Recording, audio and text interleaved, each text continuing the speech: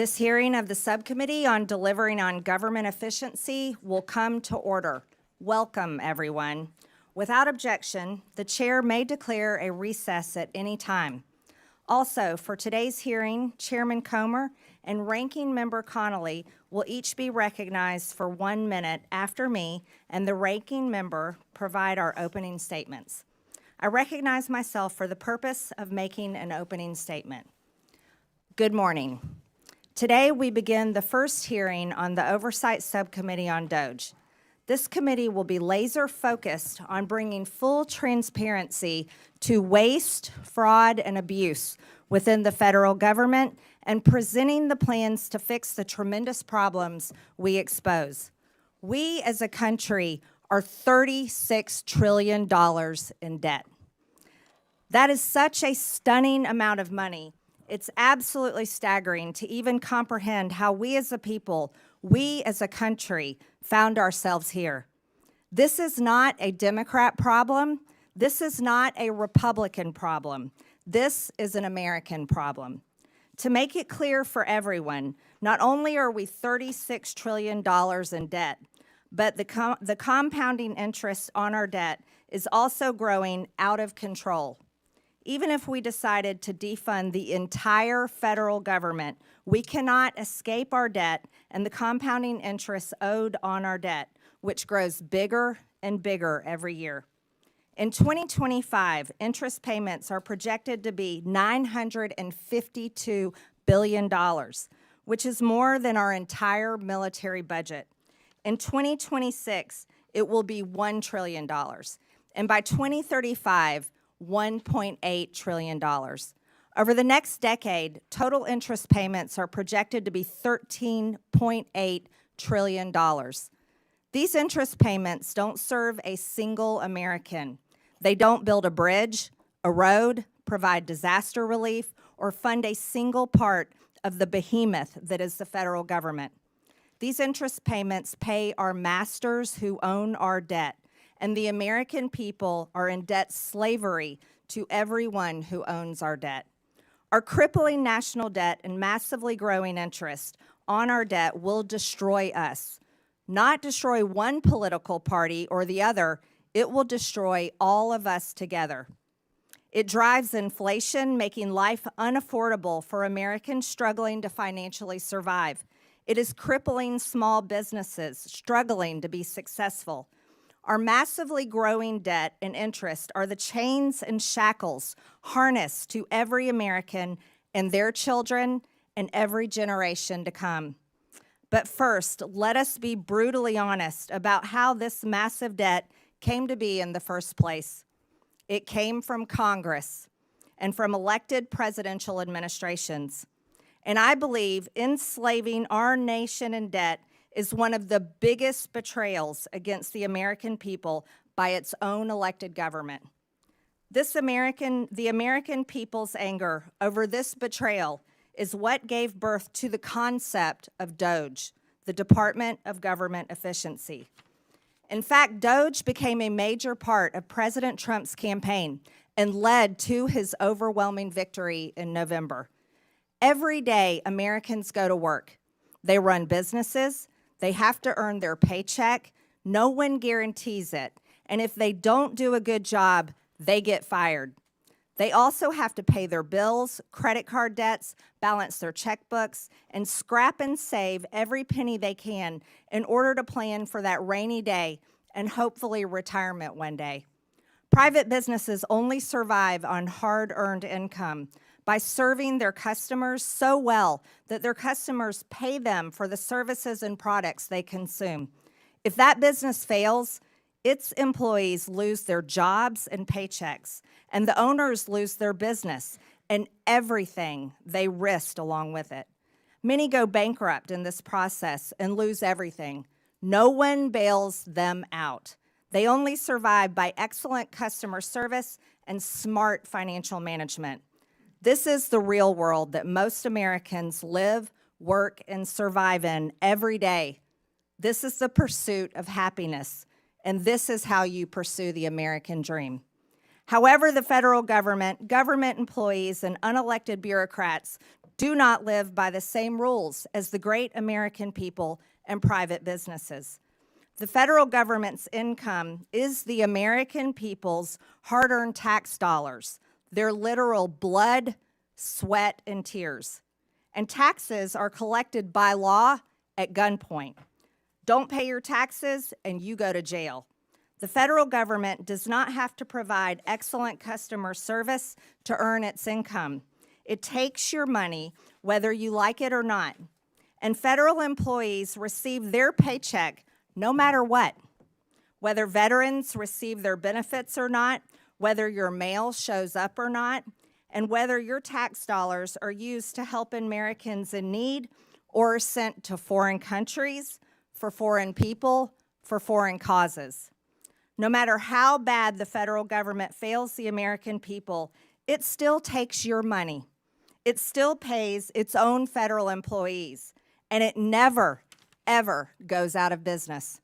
There are no consequences for bad customer service, total failure, and for enslaving the American people against their will in the ever-growing and future all-consuming national debt.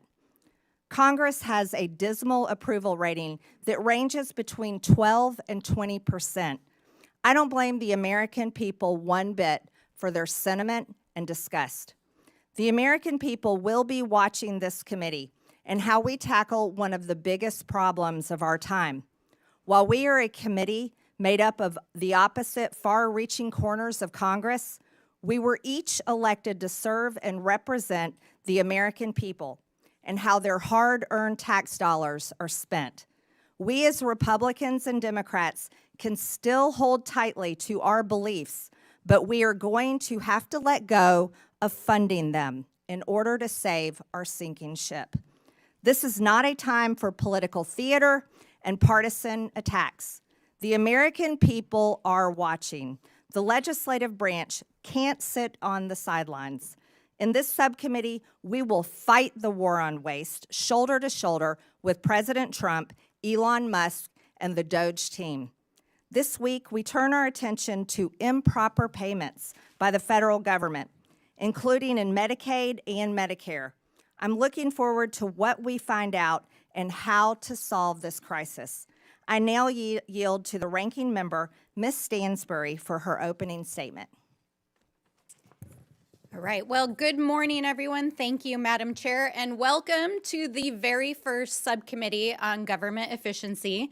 As was said, this committee is tasked under the Oversight Committee with ensuring that the government and the vital services that it provides, from healthcare to national security, actually work for the American people.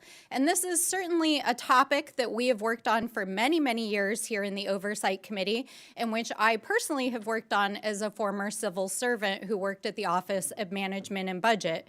And in fact, for anyone who has ever worked on these issues, you know that there is ample ground for bipartisan work to make the government work better for the American people and to ensure that it operates in a more efficient manner. And in fact, all of us here on the Democratic side are ready to roll up our sleeves and to get to work.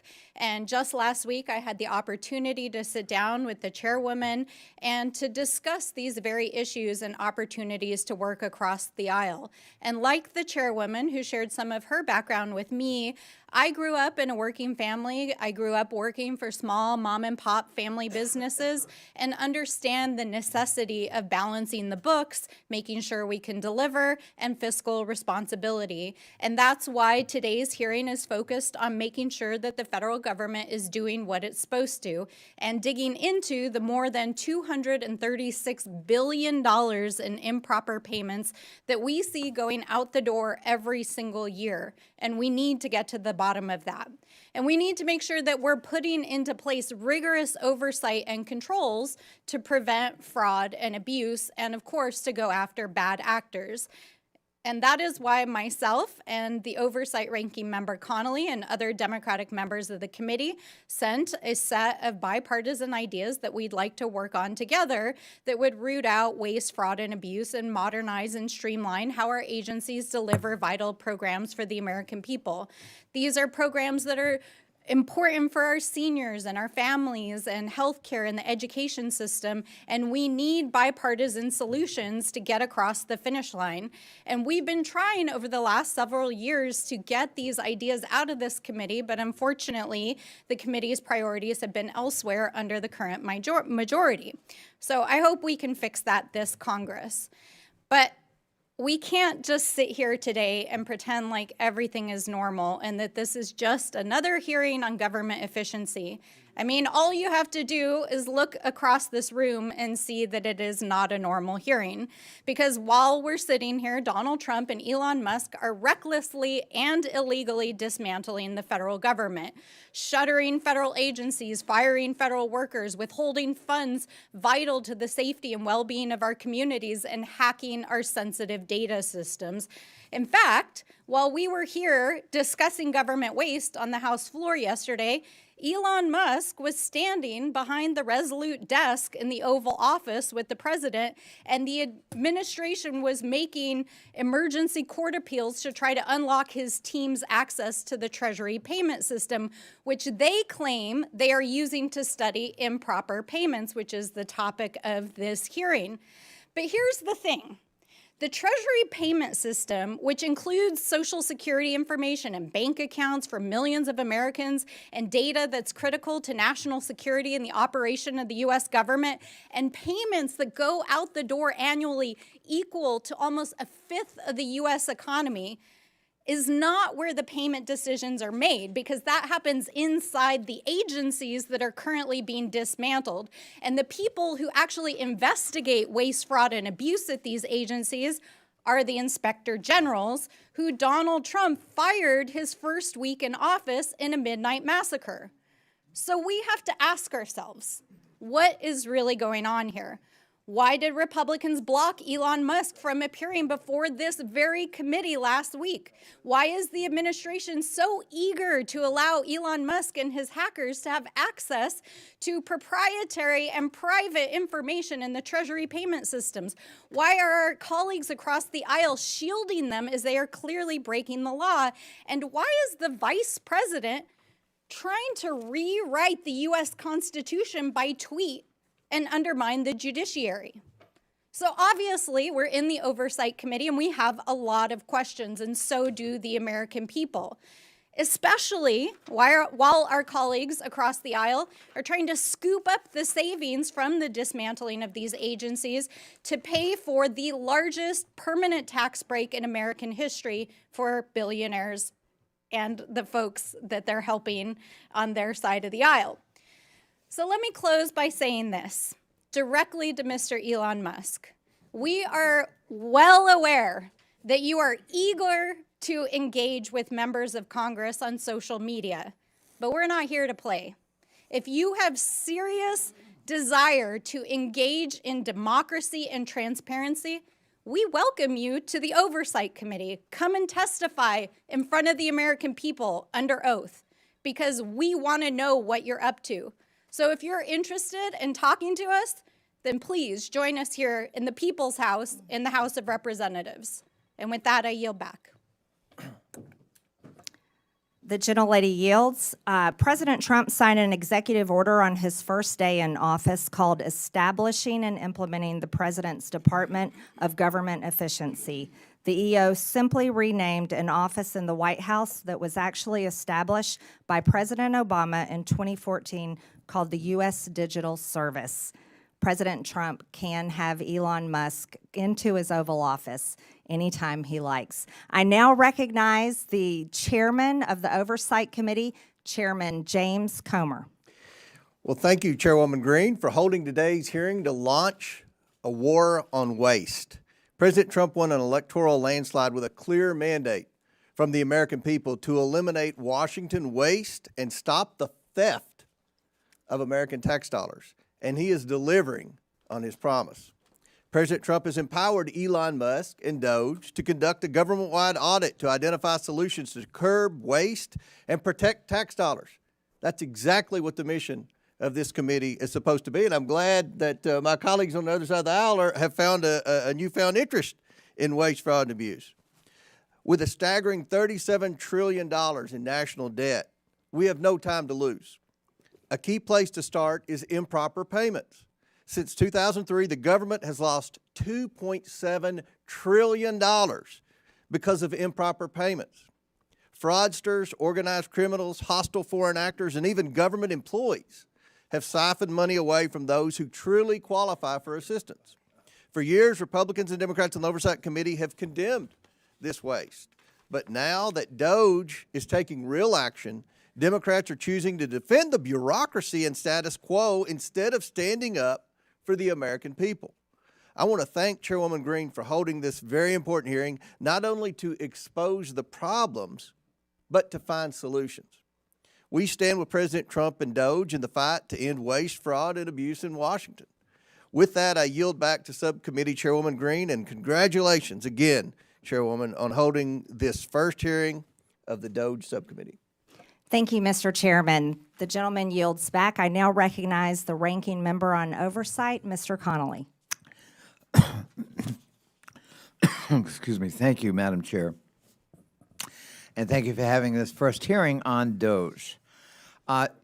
Improper payments is not a new subject. I remember joining Steve Lynch and then Todd Platts, Republican member from Pennsylvania, in my freshman year, talking about improper payments. At that time, improper payments were in the range of $35 billion a year. They're now in the range of $280 billion a year. And times 10, we could cut almost $3 trillion from the debt if we addressed improper payments in a deliberative way, which GAO has called for in the high-risk category for years. We can also, secondly, enforce the tax code. It's estimated that at least $500 billion a year is left on the table uncollected but owed because of lack of resources in the IRS. Again, times 10 is $5 trillion over a decade. And finally, we can modernize federal IT systems, which we've championed for years on this committee. We know that legacy systems alone could save hundreds of millions of dollars a year in operating and maintenance costs. So if we want to be serious about it, let's be serious about it. But the way not to do it is to fire the people charged with the remit of waste, fraud, and abuse, namely inspectors general. President Trump has already now fired 19, including most recently the USAID Inspector General, who dared to warn that we could lose $500 million of food aid because it's in warehouses not being moved because of the funding freeze that was imposed in AID. That's a cost we need to avoid. And for doing his job, that IG was fired. If we want to be serious, we've got to have objective, neutral inspectors general who are monitoring government waste, fraud, and abuse and expenditures. And I think you would find Democrats more than willing partners in that kind of enterprise if we're going to be serious. But a wrecking crew, a wrecking crane, a wrecking ball is not going to do it, and we're not going to support that approach to waste, fraud, and abuse in the federal government. I yield back. Thank you. The gentleman yields. The President of the United States has the prerogative to fire anyone that has overseen $36 trillion in debt, enslaving the American people, and rightfully so. I'm pleased to welcome today's expert panel of witnesses who each bring unique experience and expertise that will be valuable to today's discussion. I'd first like to welcome Mr. Haywood Talcove, the Chief Executive Officer for Government at LexisNexis Risk Solutions, Inc. His commitment to customers' needs allows LexisNexis to develop market-leading solutions that have enabled customers to stop fraud, waste, and abuse. Next, we have Mr. Stuart Whitson, the Senior Director of Federal Affairs at the Foundation of Government Accountability. Stuart was previously a special agent in the FBI, a U.S. Army veteran, and now spends his time at FGA advocating to improve welfare, the workforce, and other policy. Next, we have Ms. Dawn Royal, a certified welfare fraud investigator in the state of Wyoming and director for the United Council of Welfare Fraud. She advocates for investigating and preventing fraud of government benefits and has done so over the past 16 years. Finally, we have Mr. Dylan Hetler-Goddett, the Director of Government Affairs at the Project on Government Oversight. Dylan leads advocacy efforts and policy reforms to a wide range of good governance. I thank each of our witnesses for being here today, and I look forward to your testimony. Pursuant to Committee Rule 9G, the witnesses will please stand and raise their right hand. Do you solemnly swear or affirm that the testimony you are about to give is the truth, the whole truth, and nothing but the truth, so help you God? I do. Let the record show that the witnesses answered in the affirmative. Thank you. You may take a seat. We appreciate you being here today and look forward to your testimony. Let me remind the witnesses that we have read your written statement and it will appear in full in the hearing record. Please limit your oral statement to 5 minutes. As a reminder, please press the button on the microphone in front of you so that it is on and the members can hear you. When you begin to speak, the light in front of you will turn green. After 4 minutes, the light will turn yellow. When the red light comes on, your 5 minutes have expired, and we would ask that you please wrap up. I now recognize Mr. Talcove for his opening statement. Chairwoman Green, Ranking Member Stansberry, and distinguished members of the committee, for over a decade, a silent war has been waged against American taxpayers, not with bombs or guns, but with data and technology. Outdated government systems permit criminals to access unlimited sums of money. During the pandemic, they stole $1 trillion. 70% of those dollars went overseas. Shockingly, it's just not criminals exploiting the system. It's the flawed system itself acting as the accomplice. If left unchecked, the U.S. government will continue to lead the world in funding cyber criminals. This is a data and technology problem, and it demands a data-driven response. Criminal syndicates have turned benefit programs into their personal ATM machines, exploiting those in need who wait months for benefits that may never come. These ruthless crooks use our money to fund child trafficking, disperse drugs in our communities, and terrorism. For years, criminal networks have stolen personal information from the public and private sector. They exploit real identities to manipulate antiquated government systems, siphoning off billions in taxpayers' hard-earned money. We continue to pay benefits to deceased and incarcerated individuals, direct money to bad actors flagged on the do not pay list, and overlook duplicate Social Security numbers by not following best practices. During the pandemic, a simple cross-check of PPP loan recipients against IRS records would have exposed massive fraud and prevented payments to transnational criminals who sold their quote-unquote sauce on the dark web. To stop this, we must reclaim control of our systems, not just from the criminal syndicates, but the flawed systems enabling them. Smarter technology, data, and identity verification are not optional. They are necessities to protect taxpayers and ensure aid reaches those who truly need it. Now, the use of AI is fundamentally changing society, but in the hands of criminals, it has become a weapon. Lawbreakers are now using it to supercharge their war on taxpayers. They use AI to create fake identity documents that pass biometric verifications. Bots flood portals with thousands of fraudulent claims per second, and deep fakes that mimic real applicants bypass the outdated NIST 863 standards from 2017. Honest and deserving people seeking access to government benefits suffer through endless application forms that are nearly impossible to navigate. But criminals from Russia, China, and Romania gain access with ease. The private sector has fraud rates below 3%. Meanwhile, the public sector operates at a 20% fraud rate. The solution is clear. It's already used every day to protect consumers. You seamlessly interact with your bank through an app that verifies your identity in milliseconds. There's no excuse for the government to lag if we do the following. Number one, implement identity verification on the front end. Criminals should never receive a dime. Eliminate self-certification.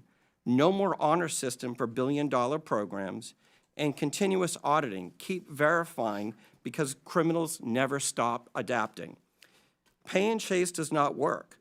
Of the $250 billion stolen in pandemic unemployment fraud, less than $5 billion has been recovered. The idea in government that you cannot have speed and security is fiction. I urge Congress to consider making the following legislative changes. Number one, update the 1974 Privacy Act to allow for data sharing and matching. Number two, fund a budget for fraud prevention in each appropriation bill. The USDA spends 1/20th of 1% on fraud prevention. Mandate that individuals caught stealing from entitlement programs pay hefty fines and are removed from the program permanently. And finally, eliminate broad-based categorical eligibility. This committee has a choice: continue losing this war against criminal cartels and nation states, or fight back and save $1 trillion annually. Fraud prevention is not benefit prevention. It's the key to ensuring that every dollar reaches those who truly need it. Hardworking Americans rely on these programs not just to survive, but to build better lives for their families. When criminals exploit the system, they just don't steal money, they steal opportunities. Stopping fraud isn't about denying benefits, it's about protecting them. This crime has two victims. The first are the taxpayers, and the second are those seeking benefits. The fraudsters, cartels, and criminal syndicates are watching this hearing, I'm sure of it. It's time to show them that America will not fund its own destruction. Thank you, and I look forward to your questions. Thank you, Mr. Talcove. I now recognize Ms. Royal for her opening statement. Good morning, Chairwoman Green, Ranking Member Stansberry, and committee members. My name is Dawn Royal. I'm a certified welfare fraud investigator, two-term past president, and a current director of the United Council on Welfare Fraud. The United Council on Welfare Fraud is a national professional organization dedicated to protecting the integrity in our nation's public assistance programs. We are the only national organization singularly focused on the detection, prevention, and prosecution of welfare fraud.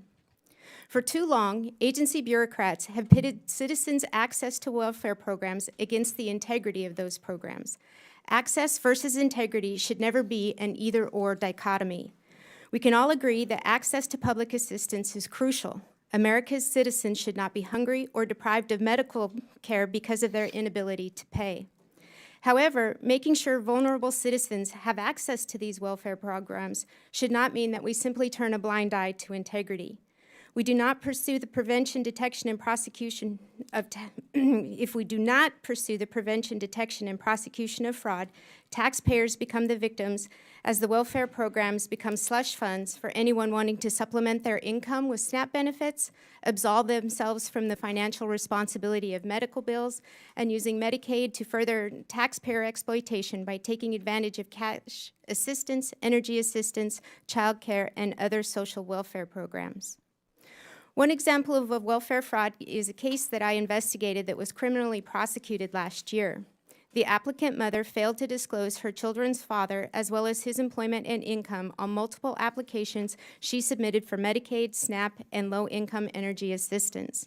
The co-defendant father worked a steady job, earning a six-figure salary, and provided an enviable lifestyle for his family, including vacations, luxury vehicles, snowmobiles, motorhomes, lavish gifts, including one from the wife to the husband, which was a $1,200 bottle of bourbon. Evidence we presented at trial included a candidate registration forms filed by the defendant father when he ran for town council and later mayor of the town where he declared he lived at the same address provided by his wife on her public assistance programs. This was a case of greed, but it emphasizes how easy it was for these criminals to make false statements on applications in order to receive benefits from multiple programs that they were never eligible for. I could spend the rest of my day providing countless examples of how taxpayer-funded programs are exploited, and the message would be the same. Investigators continue to be hamstrung by antiquated regulations, conflicting directives from federal agencies, and the lack of access to technology. Sadly, investigators have also found themselves at odds with the career bureaucrats who recite watered-down facts about fraud in order to promote their political agendas. Specifically, we can look to the career bureaucrats who have historically claimed that the fraud rate in SNAP is less than 1%. The disregard for the value of integrity is evidenced by the less than 1/20th of 1% of the SNAP budget spent on the prevention, detection, and prosecution of fraud. As part of Medicaid unwinding debacle, the bureaucrats specifically directed states that they, and I quote, cannot recover or recoup the cost of services from a beneficiary, even if they have been found after an administrative hearing or criminal proceeding to have committed Medicaid beneficiary fraud or abuse, end quote. Sadly, it is already apparent that career bureaucrats are not being totally transparent as they attempt to protect spending and broken programs. We fail to understand how mitigating the rampant fraud in Medicaid, SNAP, and other welfare programs stands up or strengthens the welfare programs. Fact is, the opposite is true.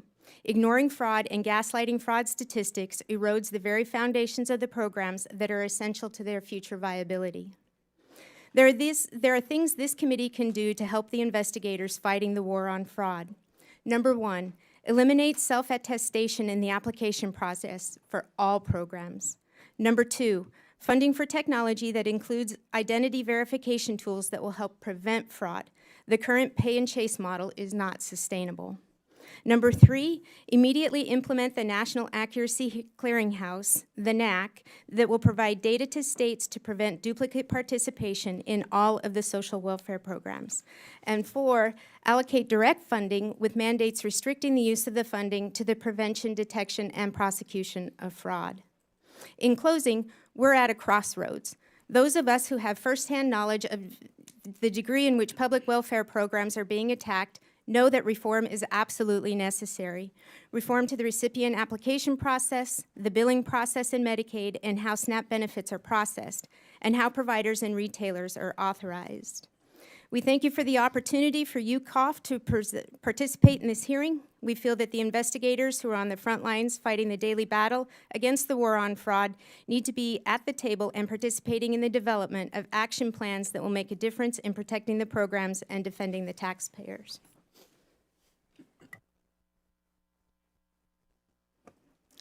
Thank you, Ms. Royal. I now recognize Mr. Whitson for his opening statement. Chairwoman Green, Ranking Member Stansbury, members of the subcommittee, thank you for the opportunity to testify today. On the campaign trail, President Trump promised to take on the bloated bureaucracy in D.C., rebuild trust in the DOJ and the FBI, crack down on waste, fraud, and abuse, and restore common sense. And on day one, he started delivering on those promises with a wave of executive orders and the official launch of DOGe, which he, of course, tasked Elon Musk to lead. Already, DOGE efforts have brought to the public's attention countless examples of wasteful spending, including $59 million paid to luxury hotels in New York to house illegal immigrants, $1.5 million to advance DEI in Serbia's workplaces, $32,000 for a transgender comic book in Peru. The list goes on. But rather than applauding the work of DOGE, the left has launched a coordinated campaign to try to demonize Mr. Musk with the hope of shifting focus away from the disastrous waste, fraud, and abuse that occurred on Biden's watch. But guess what? It's not working. Because no matter what political party people hail from, the vast majority of Americans agree that $10 million worth of food funneled to Al-Qaeda was probably not the best use of taxpayer money. But there's another source, a key source of wasteful spending that DOGE and the subcommittee should set their sights on next, and that's Medicaid waste and fraud. While initially meant as a program for the truly needy, Medicaid has bloated into a massive welfare program for millions of able-bodied adults lured into the trap of government dependency. And as Medicaid has grown, so too has mismanagement. Today, more than $1 in $5 spent on Medicaid is improper. In Medicaid alone, fraud and mismanagement is on track to cost U.S. taxpayers, get this, more than $1 trillion over the next 10 years. When it comes to the problem of improper payments, the Medicaid program is the biggest culprit, encompassing nearly 1/3 of all federal improper payments. And more than 80% of Medicaid improper payments are due to one thing: eligibility errors. If Congress wants to help President Trump address wasteful spending, then targeting eligibility errors in Medicaid should be one of your top priorities. Bottom line, to address this challenge, Congress can take 3 decisive actions. So first, Congress can strengthen the Medicaid program through legislative action. That would include repealing Biden's disastrous Medicaid streamlining rule, which ties the hands of states trying to remove ineligible enrollees. You can and should do this through reconciliation, and it will produce $164 billion in savings if you do. You can also strengthen verification requirements to ensure only eligible individuals receive benefits and ensure a nationwide NAC is implemented without delay. Second thing Congress can do is help President Trump's DOGe effort by ensuring that entrenched partisan bureaucrats don't stand in the way of reform. So Musk and his DOGe team have already found hundreds of billions of dollars funneled into wasteful, fraudulent, and flat-out insane projects. But they've only scratched the surface. If this much fraud has been exposed in just a few weeks, imagine what else is buried under layers of red tape and government excuses. But guess what? All of these insane projects have one thing in common. They were all approved and funded by unelected bureaucrats. And these and other entrenched bureaucrats are already pledging to fight against President Trump's efforts to improve government accountability and efficiency. Personnel is policy. And without competent staff to faithfully execute the president's agenda, the DOGe project will fail. And this is where Congress can help. Congress can support the president in carrying out his DOGe effort by making all executive branch employees at will, codifying the president's authority to fire unproductive or insubordinate agency employees as needed. At the same time, Congress can grant the president authority to permanently eliminate vacant positions and consolidate non-essential positions across agencies and departments to help promote efficiency and put the right people in the right seat. The third thing, Congress can make President Trump's DOGe cost-cutting and deregulatory reforms permanent by passing the REINS Act. And so there's only one big problem with the DOGe effort. Most of its work can be undone by a future president with the stroke of a pen. To make President Trump's DOGe reforms permanent, Congress must act. And the best way to do this is to pass the REINS Act. This would return Article 1 budgetary power of the purse to Congress while promoting deregulation. It would also help lock in the DOGe reforms and cement President Trump's legacy as the most consequential deregulatory and cost-cutting president in U.S. history. The American people are watching. It's time for Congress to act. Thank you, and I look forward to your questions. Thank you, Mr. Whitson. I now recognize Mr. Hetler-Goddett for his opening statement. Thank you, Chairwoman Green, Ranking Member Stansberry, and members of the subcommittee. My name is Dylan Hetler-Goddett, and I am the Director of Government Affairs at the Project on Government Oversight, or POGO. I appreciate the opportunity to be with you here today to talk about the critical issue of bringing more accountability and transparency to federal spending, including rooting out waste, fraud, and abuse. Since our founding in 1981, POGO has been focused on promoting more accountability and rooting out wasteful spending and promoting efficiency, especially at the Department of Defense. We have a long and well-established track record on these issues, and we take a back when it comes to promoting a better and more effective government, which necessarily includes a federal government that is a good and responsible steward of taxpayer dollars. Let's take a moment to pause here to talk a little bit about terms that we're going to hear a lot today and the difference between them. Waste is different from fraud. Fraud is different from abuse, and abuse is different from both. When we talk about improper payments, they are a subset of those other three categories. But that doesn't tell us the whole picture either. Sometimes improper payments are a function of bad record keeping. Sometimes they are a function of outdated information technology systems.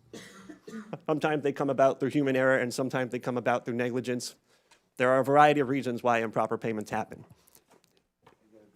It just simply is not the case that improper payments are only a function of bad people doing bad things with bad intent.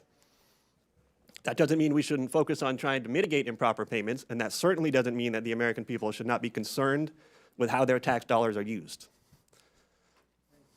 The good news is that there are some time-tested solutions and tools to help mitigate these problems. For example, when we think about the independence of inspectors general, we're talking about a resource that is extraordinarily valuable to the American people.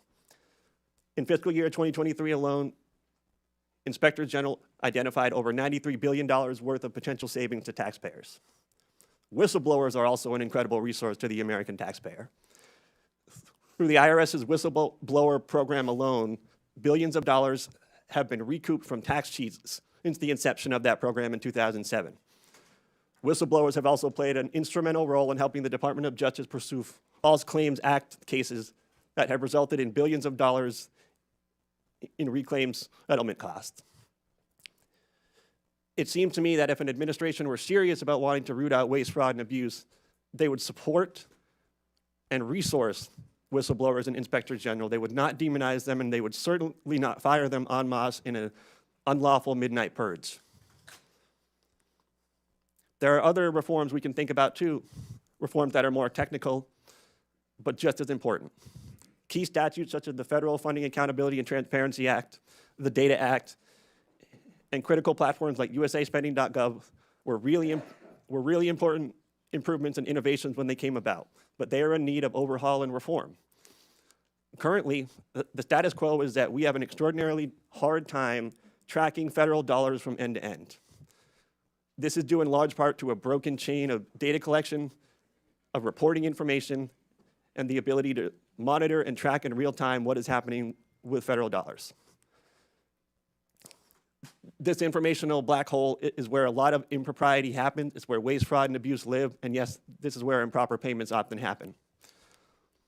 But more importantly, we also don't have a good, clear, and consistent way of understanding what is happening with tax dollars at the end point. What is the impact that we're having? What is the return on investment that we're having? We now have an annual budget of close to $7 trillion a year. We can't say with any degree of clarity and consistency what we're getting for all of that money. We have some more good news, though. There are bipartisan efforts, and there have been for years, to try and clean up this situation. We at POGO have had the privilege and pleasure of working on some of those initiatives. We were a part of the federal Taxpayers' Right to Know Act being passed into law just a couple of years ago, which created for the very first time a program inventory of all the programs in the federal government, and that would be available to the public. We have worked with a member of this very committee, the House Oversight and Accountability Committee, to introduce a piece of legislation that would bring more transparency to federal subaward reporting. We have supported and endorsed multiple pieces of legislation that take direct aim at the improper payments issue. We also have additional ideas that don't yet have congressional champions. One proposal is to clean up and modernize and standardize the award descriptions that are available in USA Spending to make them more useful and relevant. We have another proposal to harmonize the amount of data and information we collect between contract spending and non-contract spending. We stand ready, willing, and able to work with anybody who wants to work with us on these common sense solutions. Lastly, I want to put in a quick word for Congress. Yeah. And specifically, I want to The gentleman's time has expired. Apologies. Yes. I can't see the flashing light. That's okay. Thank you, Mr. Hetler. Got it. We appreciate your testimony. I now recognize myself for 5 minutes of questions. I'd like to thank our witnesses today for your testimonies and the suggestions that you have brought before this committee. I'd also like to thank Chairman Comer for this opportunity to chair the historic Oversight Subcommittee on DOGe. Americans are shocked to learn that $2.7 trillion of their hard-earned tax dollars have been stolen or wasted in improper payments since 2003. You see, in the private sector, companies can't continue to run if they keep employees that allow waste and abuse with their resources. But that has continued for decades here in the federal government. Mr. Talcove, do private sector companies have a lower rate of improper payments than the federal government? Yes, the fraud rate that the criminals are taking advantage of in the public sector is around 20%. In the private sector, it's around 3%, and it's really because the tools that are used in the private sector aren't used in the public sector. Front-end identity verification, self-certification, and then finally making sure that individuals are who they say they are. If we start using these tools, you will see the fraud rate go down dramatically, because for the most part, this fraud isn't taking place by real individuals. It's individuals whose identities have been stolen on the dark web. They use that information pretending to be somebody else, and because of the antiquated systems, processes, and technologies in place in government programs, they're able to steal at scale. Right. So, Mr. Talcove, we would say that private companies that pretty much have to exist on a 20% profit rate, they're not allowed. They can't continue to be successful if they were to allow their customers' data to be stolen like that and used by criminals. However, the federal government, who can continue printing checks and continue in operation, never fixes its problems because it can't be forced to go out of business. Would you agree with that? Yes or no? Yes. One of the things I noticed during COVID was the criminals learned that government was the mark because it never runs out of money.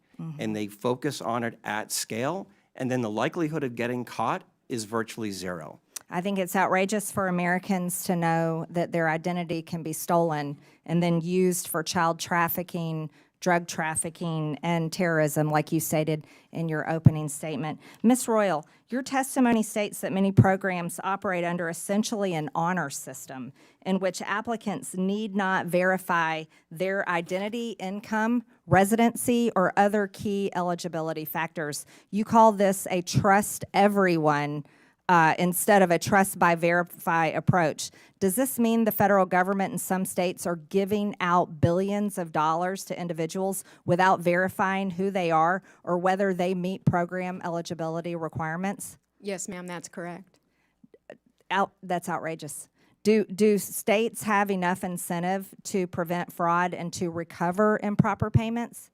No, and in fact, states are hesitant to spend their state dollars to protect federal dollars. Would greater investment in program integrity efforts yield a positive return for taxpayers? Yes, it could easily be self-funding. Amazing. Mr. Whitson, your testimony states that both the Biden and Obama administrations issued rules and guidance that made it harder for states to verify eligibility for Medicaid.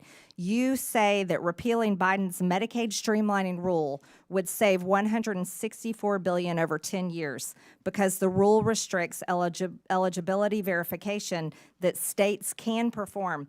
Can you explain why this rule is so costly? Yeah, so the rule does a number of things, but for instance, it prohibits states from verifying eligibility more than once a year. So for non-disabled folks to just go in and look and say, hey, are you still eligible for the program? It says you are forbidden from doing that any more often than once a year. And so obviously people's lives change, and so they may become ineligible, and so it's designed to keep them on the program. Another thing, it prohibits in-person or phone interviews to verify their identity. So people apply for it, and then the person on the other end says, well, I just want to call and make sure this is a real person, not someone in another country or whatever. The rule prohibits that.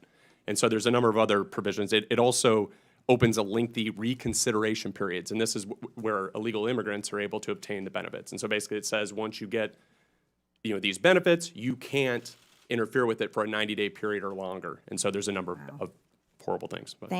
So we can't verify if someone is illegal or legal receiving benefits. Just to correct that, yes or no? You have to wait a state has to wait at least 90 days, and actually what we're seeing is it's led some states to wait as long as 13 years. And so on the program. Unbelievable. My time has expired. Thank you very much. I now recognize Mr. Lynch from Massachusetts for 5 minutes. Thank you very much, Madam Chair. First of all, let me congratulate you and also Ms. Stansbury on your new positions. And I want to thank the witnesses for your testimony. We've already heard some good ideas about how to work together. And Mr. Hetler-Gaudette, I, for one, would be most open to working with POGO and trying to work on some of the legislative ideas that you have to actually get at some of this waste, fraud, and abuse. Since this is my first opportunity to speak in this new subcommittee as the representative for the 8th Congressional District in Massachusetts, I want to first of all make clear that my primary purpose in seeking appointment to this subcommittee is for the singular and sacred purpose to defend our democracy, which I believe is under attack in this country, and to uphold my oath to support and defend the Constitution against those who might secretly or openly seek its destruction. Make no mistake, this is a moment for representative democracy. This is a test of our resolve. In the coming days and weeks, we will all get to decide whether we stand with a couple of billionaires who, despite their own financial successes, still harbor such grievances in their hearts that after all that democracy has provided to them, they remain animated by the desire to dismantle this democratic government and to punch down at some of the weakest and most vulnerable in our society. Two men who clearly understand that the easiest way to incite large numbers of people is to use social media to exploit the dynamic forces of hatred and fear. Madam Chair, if we're going after waste, fraud, and abuse, let's start with abuse. Abuse of power. As of yesterday, there were 55 lawsuits under consideration by the federal courts across our nation as a result of Elon Musk's and President Trump's unlawful acts. Many of those lawsuits have already been sustained by the federal district courts and orders have been rendered to undo those unlawful acts. But this is just the beginning, and Congress has an important role to play, and I, for one, look forward to that opportunity. This is a moment of great consequence for our country and for our democracy, and I remain grateful to the good people of the 8th Congressional District of Massachusetts who sent me here. Mr. Hetler-Gaudette, again, happy to join you on some of your efforts. POGO has worked very closely with our IG community, is that right, the Inspector Generals? Yeah, that's correct, Congressman. I know your work is very much similar to what we ask our Inspectors Generals to undertake.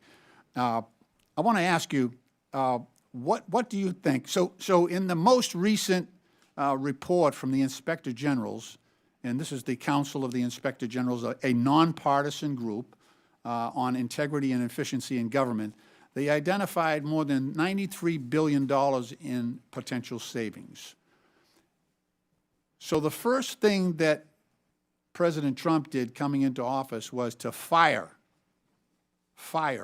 17 agency inspectors general. What can you tell us from POGO's standpoint? What does that do to our ability to identify and root out waste, fraud, and abuse? Thank you, Congressman. I would say, to put it simply, it completely undermines our ability to root out waste, fraud, and abuse. Inspector General exists for essentially one purpose, and they were originally created in the immediate aftermath of Watergate, and I think you all probably do not need me to give you a history lesson at all on what happened in the Watergate era. There's a reason they were created at that time, because there was a lot of waste, fraud, and abuse happening, and there were not cops on the beat that were internal, that were independent, that were situated in agencies to be able to find these things and expose them and do something about them. That's what Inspector General exists to do. So it's completely anathema to, I'd say anathema to any stated mission to find cost savings and to root out waste, fraud, and abuse, to fire Inspector General and to undermine them. It makes no sense. Those two things do not add up. Thank you very much. The firings that occurred on the when President Trump came to office included the Special Inspector General for Afghan Reconstruction, Mr. Sopko. I actually did over 20 trips to Afghanistan working with him. He actually uncovered $4 billion in savings in rooting out American taxpayer waste being conducted in Afghanistan. The IG at the Department of Defense, the agency. The gentleman's time has expired. Okay. Thank you, Madam Chair. I yield back. Thank you. Okay, Appreciate thank you. that. Thank you. I now recognize the gentleman from Texas, Mr. Cloud. Thank you, Madam Chair. For far too long, D.C. politicians have gotten away with measuring their personal value and worth by how much of other people's money they give away. And for far too long, they self-righteously have opined that this spending was for altruistic purposes given out of care and compassion. For far too long, they've been more concerned with looking like they cared than having enough care and concern to actually do the due diligence to ensure that the tax dollars were being used wisely and effectively. And for far too long, those of us who've worked to uncover waste, fraud, and abuse have had to deal with what amounts to an unconstitutional fourth branch of permanent bureaucracy that has too often worked to ignore, obfuscate, delay, and frustrate our efforts to bring transparency and oversight. Over the last few weeks, the DOGe effort has begun to uncover not only how massive the waste, fraud, and abuse is, but also the extent at which D.C. politicians and too many obstinate bureaucrats have coordinated to create what is essentially the largest money laundering scheme in history. And while Americans have been working to make ends meet, They have been using taxpayer dollars to fund unnecessary, egregious, and even evil things here at home and around the world. Thankfully, in DOGe, we have a president bringing the leadership needed and a focused effort, along with the talent, technology, tools, and transparency to this waste, fraud, and abuse. And to those who would stand opposed to this effort, I would just point out, while it's understandable to find waste, fraud, and abuse that has grown and metastasized in this government even over decades, certainly accelerated over the last few years, to continue to protect it is corruption.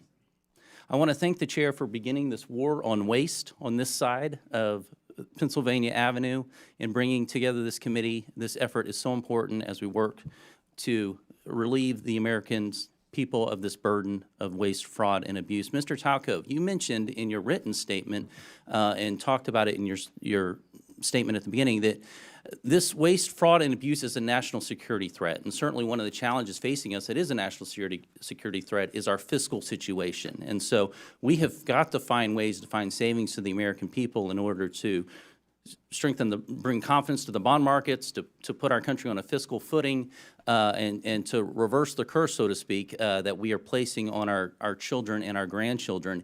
You mentioned a couple threats, though. You mentioned internal threats. You said that these cases involve government employees, individuals entrusted with administering benefits who, instead of using their positions to approve fraudulent claims, override security controls, or even sell sensitive claimant information for profit. Now, this is not every federal employee for sure, but within the context of people who are trying to give their best effort, we have an internal threat. But you also mentioned transnational fraud rings, terrorist organizations, nation states, North Korea, nuclear weapons programs funded by our tax dollars, China, Nigeria, Iran, Romania, Russia, not our friends necessarily that are being funded by taxpayer dollars. Could you give us some examples of how this is happening? God, yeah. So when you think about what happened during the pandemic, $1 trillion was stolen. 70% of that money went overseas. And I can give you some examples. In a Western state, they had more people applying for unemployment insurance benefits than they had individuals over 18. The people that were stealing the money from Romania were using it to facilitate other fraud schemes that include fentanyl, that include doing things to impact our democracy. On the insider threat, right, the first thing you have to say, and my dad was a public servant, is 99% of people that work in the public sector are honest, hardworking individuals. But there are some, and what you need is data and technology to root that out. There were examples during the pandemic. There were some examples even of last week where people got into the Medicaid system in a Western state and stole $50 million in less than 4 months. So you have to have these controls in place, right? These aren't individuals stealing, Mr. Cloud. These are organized criminal groups, both domestic and transnational. That, as you mentioned, taxpayers are being forced to fund the demise of our own country. Mr. Whitson, I wanted to ask you, because there's a lot of talk about reconciliation right now. You mentioned Medicaid and what could be done to bring a pretty substantial amount of savings, and this is without affecting those who truly need Medicaid and for what the purpose of the program was extended for. Now, The gentleman's time has expired. Hopefully- Does the witness want to answer the question? No, only to quickly. say that, yes, there's a tremendous amount of savings that can be found from the streamlining rule, but also work requirements in the program is another big area that can be done in reconciliation, and could save a significant amount as well, $241 billion in federal spending over 10 years. thank you. Thank you. Thank you, Madam Chair. You're welcome. I now recognize the gentleman from California, Mr. Garcia. Well, thank you. Thank you to all of our witnesses for being here. And I want to just start off by making something clear. I think we're all here to fight against the lies, the corruptions, and the attacks on our social safety net. Now, we should in no way be cooperating with House Republicans who want to shut down the Department of Education and destroy Medicare and Medicaid. And we should not stand by as the richest man on the planet gives himself and his companies huge tax cuts while the American people get absolutely nothing. Now, I find it ironic, of course, that our chairwoman Congresswoman Green is in charge of running this committee. Now, in the last Congress, Chairwoman Green literally showed a dick pic in our oversight congressional hearing, so I thought I'd bring one as well. Now, this, of course, we know is President Elon Musk. He's also the world's richest man. He was the biggest political donor in the last election. He has billions of dollars in conflicts of interest, and we know that he is leading a power grab, also abided by and encouraged by Donald Trump and, of course, the chairwoman, Congresswoman Green. But I also want to run through what DOGe actually is going to do. It's a demolition plan that's going to run through our government. DOGe is trying to abolish the Department of Education. That means opportunities denied to kids. It means you're ripping away opportunities for children with disabilities who are dependent on this money.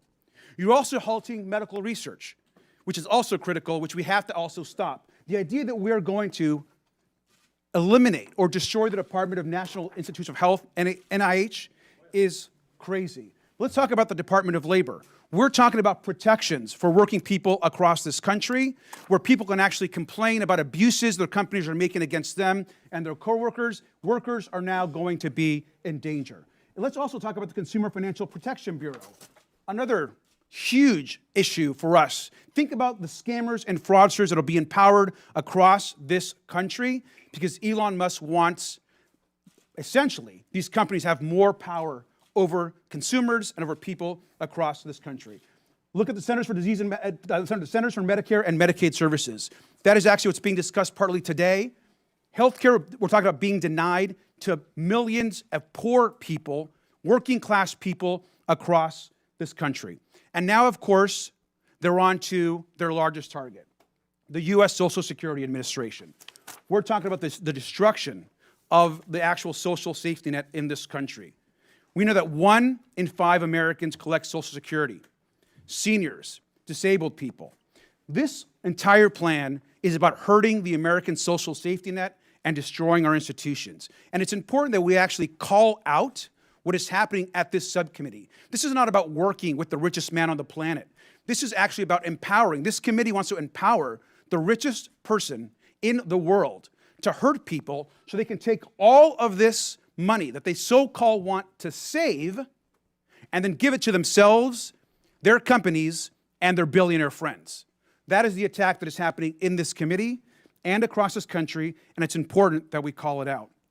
We also know, of course, that Elon Musk is sending his unqualified DOGe staff to carry out this agenda across all these agencies. And in some cases, actually teenage staffers. No accountability, no experience, and problematic records. They're trying to rob you, and they're probably a minor. Thank you, and I yield back.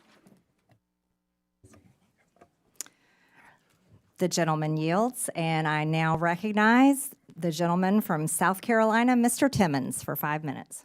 Thank you, Madam Chair. I find it sad that my colleagues across the aisle can't take this seriously. We have $36 trillion in debt. We run an annual almost $2 trillion deficit. When I got elected 6 years ago, we had $21 trillion in debt. So in 6 years, we've added over $15 trillion to the debt. And guess what? President Trump ran on fixing this problem.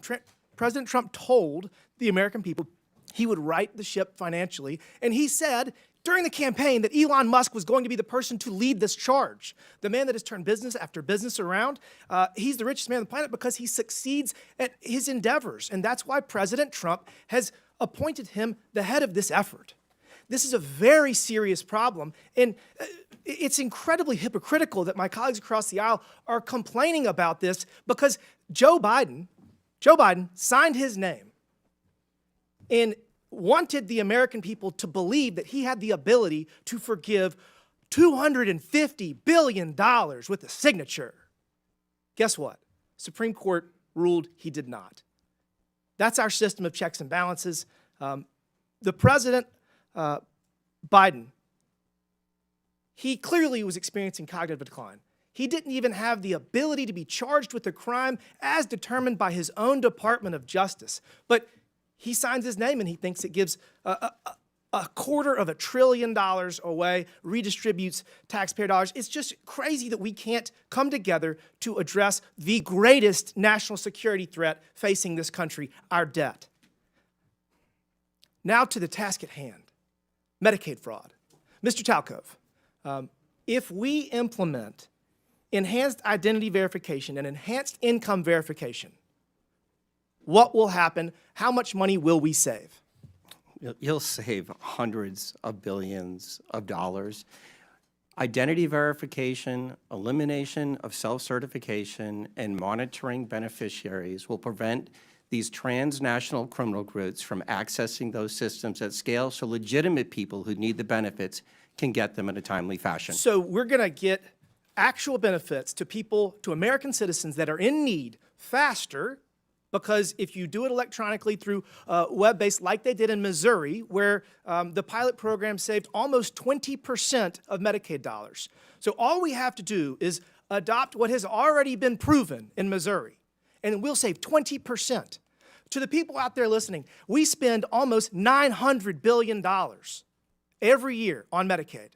And if 20% of that is saved, that's almost $200 billion. We got a $1.8 trillion annual deficit. We just knocked off $200 billion. Let's keep this train going. The fact that the Democrats are filing lawsuit after lawsuit to impede the efforts of President Trump to right our fiscal ship is unforgivable. It's unforgivable. Mr. Talcove, you talked about pandemic fraud. I have a bill that would cause the IRS to share data with the Small Business Administration and the FBI and the Department of Justice that would show that you were ineligible for PPP loans and you got them. So I think that would save probably $100 billion. Do you think that we should go back and take money away from people that fraudulently got COVID money? Yeah. During the pandemic, the PPP program was a virtual buffet for fraudsters, and it was because of that 1974 Privacy Act, where data sharing and matching is virtually impossible. Congress needs to change that. But we can do it retroactively. We can do it retroactively. We can find the people that stole this money, hold them accountable, probably get some of the money back. So I already have that bill filed. That bill, I think, would probably get $100 billion. So now we got enhanced identity verification, enhanced income verification that has been proven in Missouri. It does work. So I'm working on that bill. We're going to drop it soon. That's $200 billion. There's a competition in Congress. I think we should have a competition on this committee. I got $300 billion in savings proposed. We got to all pull our weight because we have such a massive problem right now. But I would just ask my colleagues across the aisle to get out of the way if you don't want to help. If you don't want to help right the fiscal ship in this country, get out of the way. Stop filing lawsuit after lawsuit. We do not have the financial ability to continue down this path, and we're going to save this country with or without you. You can kick and scream all the way, or you can get out of the way. I prefer the former. Thank you, Madam Chair. The gentleman yields. I now recognize the gentleman from Texas, Mr. Kassar. This subcommittee is supposedly about looking into waste, fraud, and abuse. So I'd like to start talking about independent inspector generals who are supposed to be looking into waste, fraud, and abuse. Mr. Talcove, do you know how many inspector generals at agencies that were investigating Elon Musk's companies have been fired by the Trump-Musk administration? No.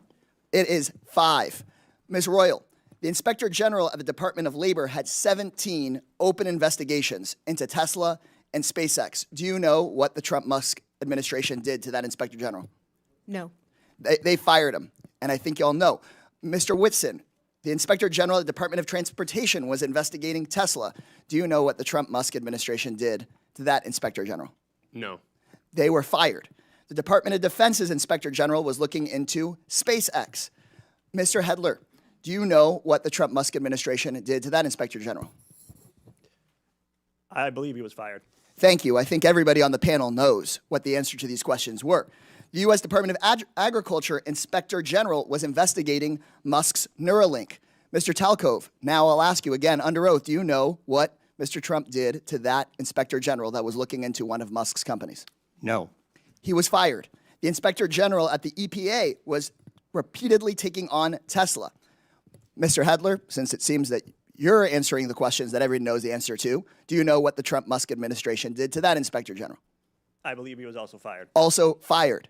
At least 5 Inspector Generals that were looking into Elon Musk's companies were fired by the Trump-Musk administration. These Inspector Generals, who are independent, protected by law, they are the people that find the waste, fraud, and abuse and found many of the cases of waste, fraud, and abuse that have been brought up today, fired because they were looking into Elon Musk.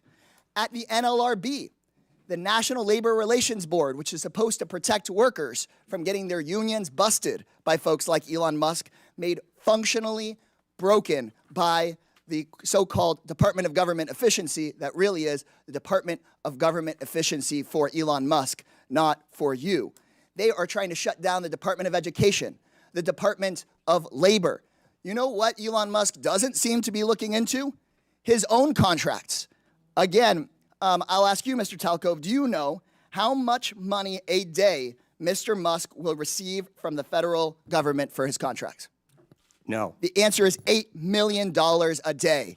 Just last year, Elon Musk was promised $3 billion from close to 100 contracts with the federal government. Ms. Royal, do you know how much the average person in this country who survives on Social Security, one of our seniors who's worked their entire life, about how much they have to survive on a day? I do not. $65 a day. We're not looking into Elon Musk's $8 million a day. This subcommittee, chaired by Marjorie Taylor Greene and the House Republicans, is looking into your grandmother's $65 a day. Let me be clear. I think we would all support taxpayer savings, look into money we might needlessly send to billionaires and big corporations, find taxpayer savings, and send it back to your hardworking family. But instead, what House Republicans and the Trump-Musk administration want to do is they want to look into your kids' lunch money, your kids' teacher's salary, into your grandparents' Social Security. They want to take that money and give it out in billionaire tax cuts, and they are talking about that in committee tomorrow, in Budget Committee tomorrow. They just released their plan. So let me be clear. When Republicans talk about government efficiency in this Congress, they're not looking into billionaires who don't pay their taxes. They're not looking into billionaires who get rich off of government contracts. They're not looking into Elon Musk firing watchdogs who are supposed to keep him accountable. They're looking at cutting your public schools. They're going straight for your Social Security. They're coming straight for cancer research. They're coming straight for the Department of Education. They're not looking at big tech. They're not looking at big pharma because those people fund their campaigns. If this committee were serious about rooting out waste from our federal government, then today's whole hearing would be about how Musk and Donald Trump are firing the independent watchdogs who've done this work for decades. Instead, my Republican colleagues' actual goal on this committee is to distract from Trump and from Musk's corrupt war on accountability. This will not be a subcommittee dedicated to making government efficient for everyday people. It's about helping Elon Musk and Donald Trump be as efficient as possible in robbing our government and handing out our government services to the rich. So this seems that this subcommittee is just The going to be gentleman's like the time has agency it's named expired. after, The a gentleman's sham, time has expired. a total sham. The American people are $36 trillion in debt. It certainly seems reasonable that someone has been fired. I now recognize the gentleman from Tennessee. You're gonna put us Mr. further in debt Burchett. with your billionaire You're tax not cuts. recognized. Mr. Burchett, you're recognized for 5 minutes. Thank you, Chair Lady. The gravy train for a lot of these folks, it's been on biscuit wheels, and it's about to run off the dadgum tracks, and it's about time. Could you imagine standing up here and defending waste, fraud, and abuse? But I think that's what we're seeing. When people squeal and don't ask questions, I think it shows the American public what the heck's going on. And that little gravy train is getting ready to run out. The spigot is getting ready to be turned off. Mr. Talcove, that's correct how you say your name, brother? Yes, sir. All right. How can the federal government improve identity verification for these entitlement programs? Yeah, it's doing what the private sector does every single day, whether you use your bank, you go to Amazon, using those tools. and moving away from some of the dated compliance standards that the federal government uses, NIST IAL 863, 2017, before there was anything called deepfakes and generative AI tools. I was informed that PayPal has never been, they've never been able to crack into that and steal people's vital information. Are they using those systems that you would be favorable towards that government seems to be shying away from? Yes, sir. And describe that, how that works. They're systems that are based on encryption. They use technology and they use data to validate you are who you say you are. The people that are stealing right now, I believe a lot of them are actually ghosts from China, Russia, Nigeria, and Romania. I read a report today that North Korea was involved in this, in some of that as well. They are. And those people are our enemies. Again, they'll hate us for free. We don't have to give them taxpayer money. And are there loopholes that can be closed to avoid these improper payments? And I wish you'd describe those to me. The biggest, most important thing, particularly in the benefit program space, is the use of self-certification. As Mr. Timmons noted, the state of Missouri is using a solution called Steady IQ to validate wages and wealth. You cannot allow individuals to provide the information based upon what they think. It has to be based on what you know, and that will stop the ghosts from using people's identities to steal money from U.S. taxpayers. How much money do you calculate is wasted due to waste, fraud, and abuse in the entitlement programs each year? Yeah, my number right now between federal, state, and local government is you can save $1 trillion a year by simply putting in front-end identity verification, eliminating self-certification, and monitoring the back end of the programs that are providing the benefits. Those three things. You said you could eliminate that, but are there others you feel like some more low-hanging fruit? I would start with those three things because they're simple.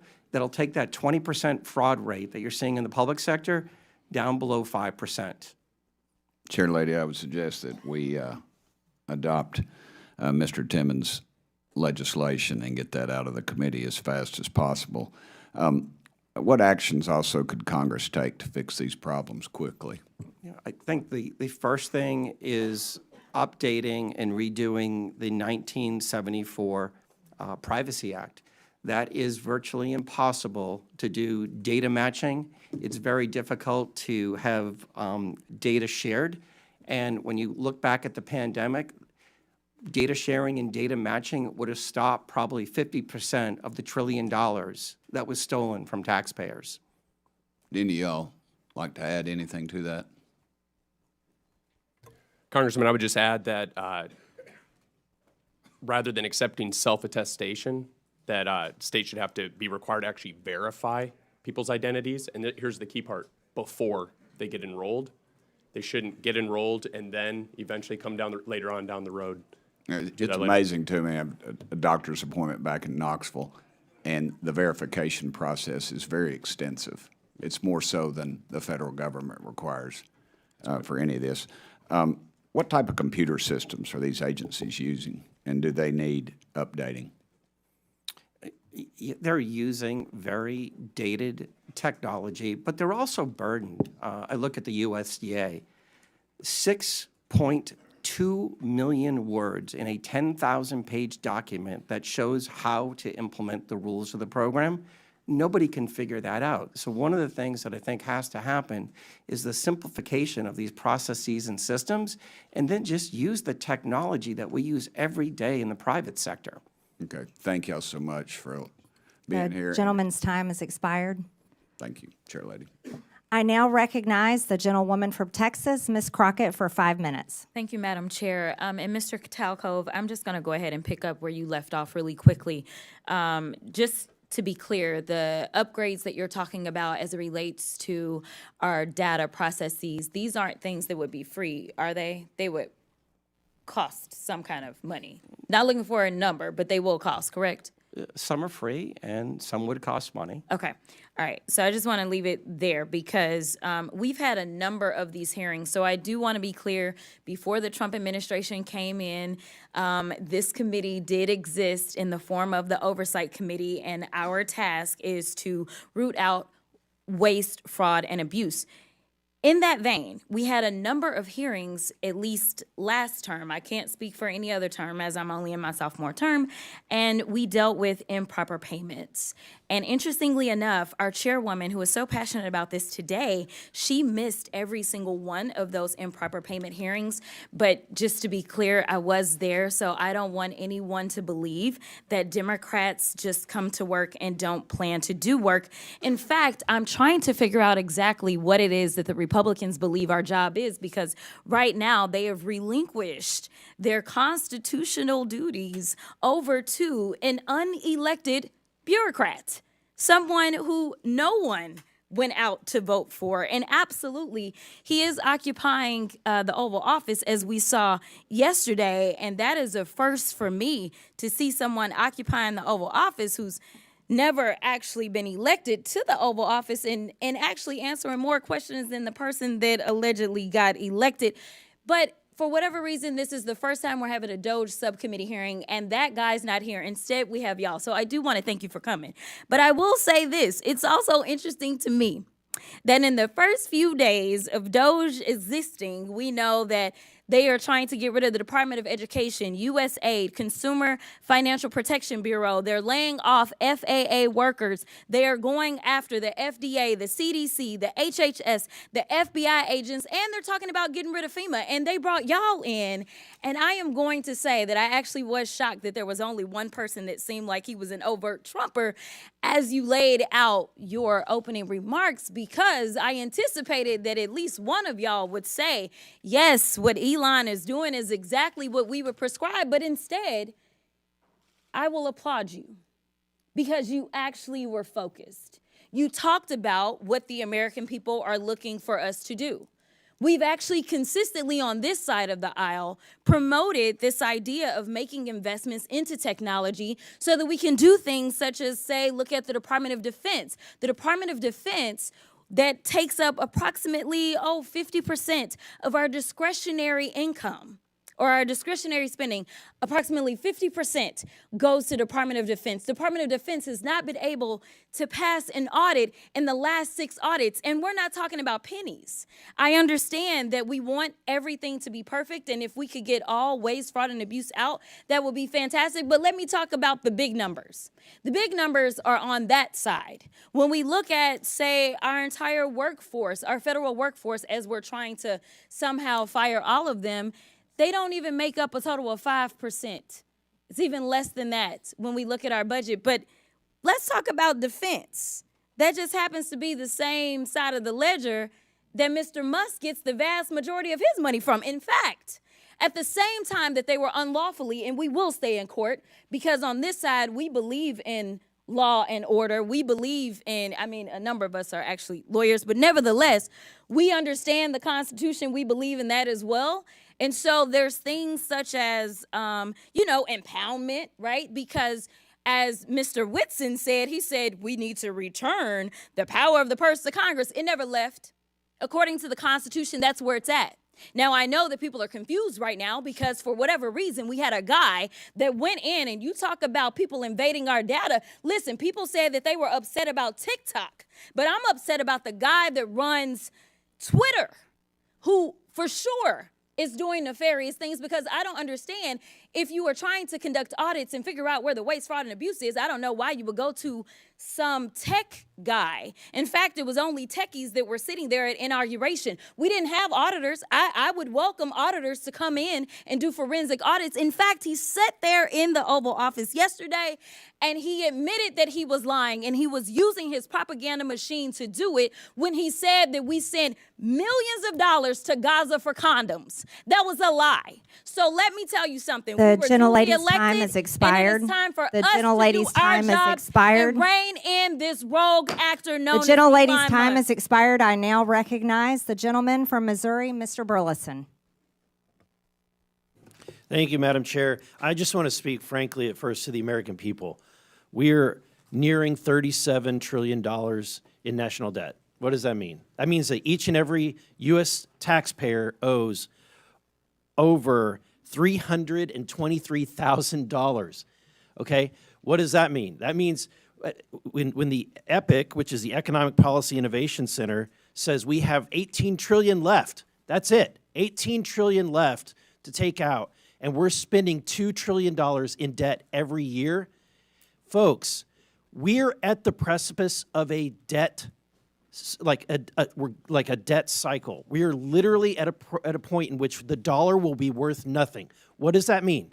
And we know Social Security goes bankrupt in 8 years, right? Medicare goes bankrupt in 10 years. And then 15 years from now, the dollar is completely devalued and worth nothing.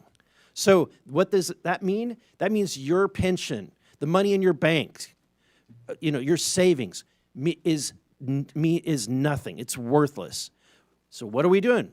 We're trying to save this country. We're trying to save your pensions. We're trying to save your bank accounts. We're trying to save this country for the next generation, and it would be nice if we had help. But instead, we have people that are fighting us on this. And I think that I would hate to be in the Democratic Party right now because you're in a really bad bind. You're having to defend all of this crazy spending, all of this crazy waste. So how do you do it? You do ad hominem attacks. You attack the messenger. Oh, Elon Musk, right? He's rich. He must be evil, right? That's the attacks. Really, you can't do any better than that, right? Let's talk on the policy. Help us. We're trying to save this country. This is and Elon Musk, who's making no money doing this, is trying to save this country. Why?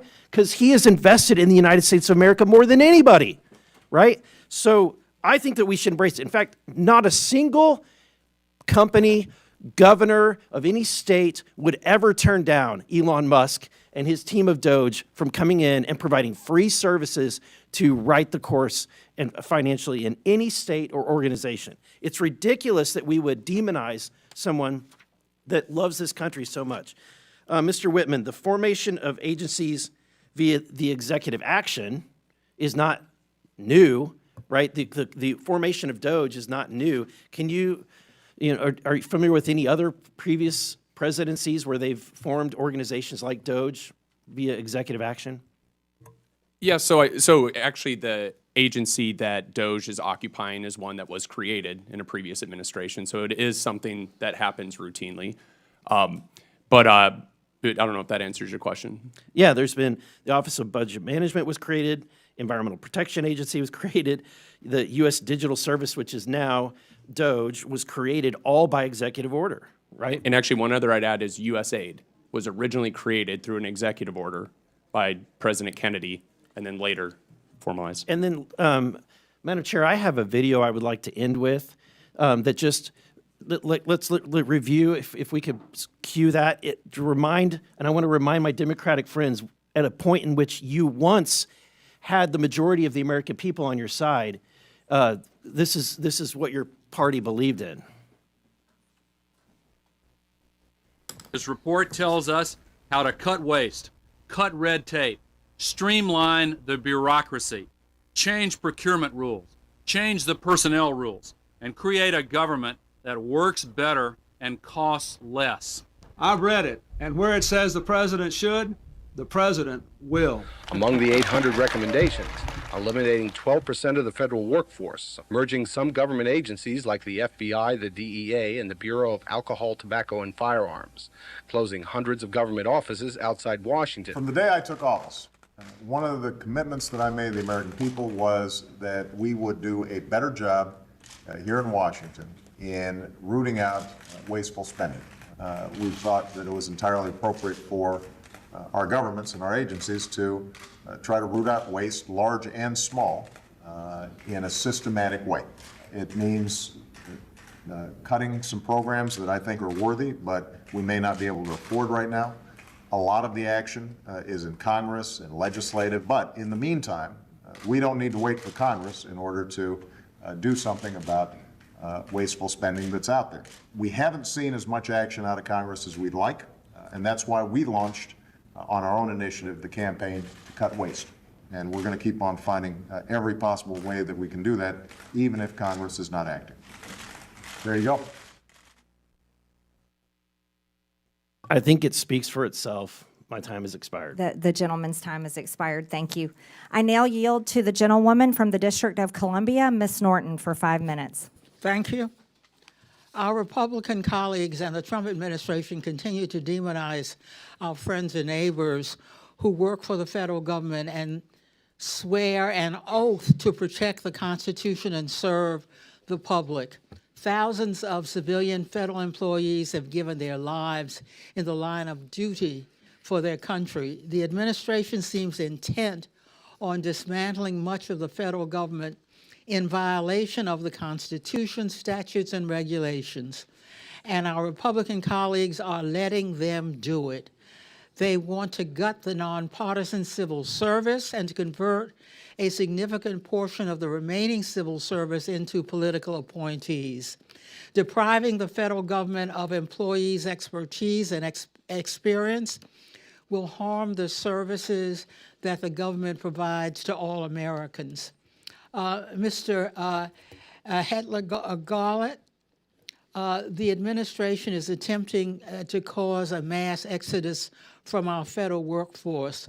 Will this increase or decrease waste, fraud, and abuse?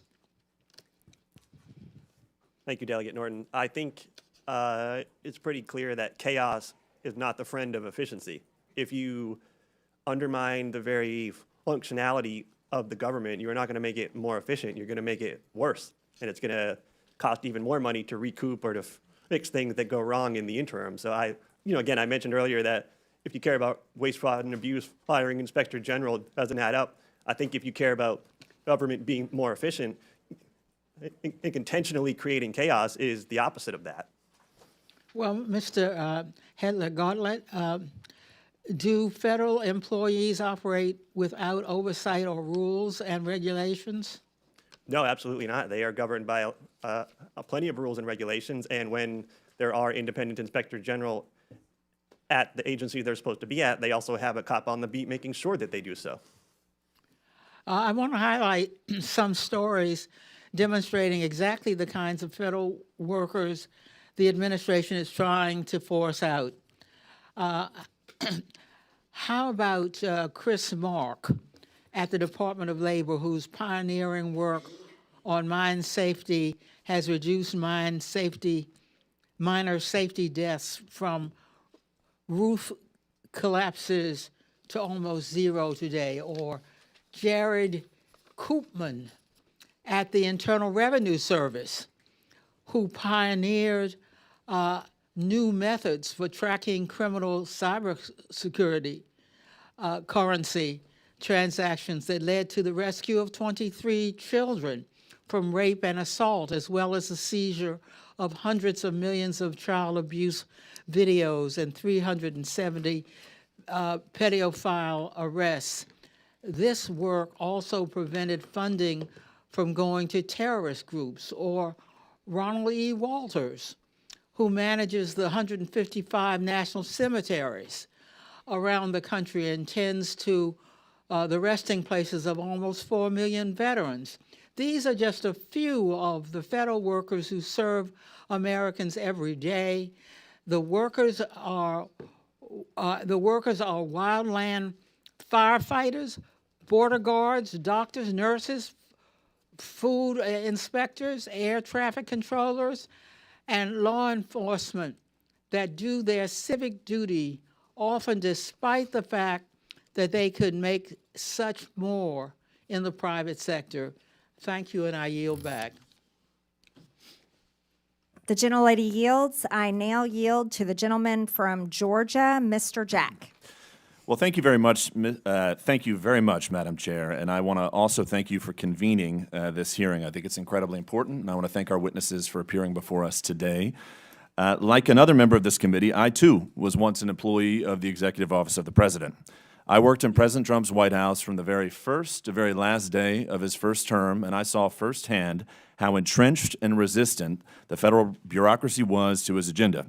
So it's no surprise that today a few of my Democrat colleagues have continued that trend by using their time to bash Elon Musk instead of discussing ways to work together to advance a bipartisan cornerstone of President Trump's agenda, the mission to finally eliminate waste, fraud, and abuse. And I just took a rudimentary count of the Dems' testimony, or rather comments today, and I've got 27 mentions of Elon Musk and 3 mentions of waste. And I don't know if that's, in fact, the right count. Encourage anybody to fact check me, but I think it illuminates and illustrates one of the problems that we're facing, which is a lack of bipartisan effort to address these critical things that, waste, fraud, and abuse is something that should be bipartisan. The chair noted that in her opening remarks.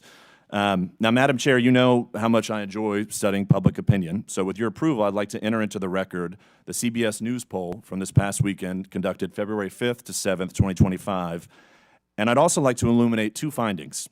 First, 70% of Americans, Democrats and Republicans included, believe President Trump is already doing the job that he was elected to, which is interesting because I have an article here from CNN from September 2024 that notes Trump says Elon Musk has agreed to lead proposed government efficiency commission as ex-president unveils new economic plans. So he is doing exactly what he said he would do by empowering his administration to root out waste, fraud, and abuse, and that's exactly what we're trying to do here today.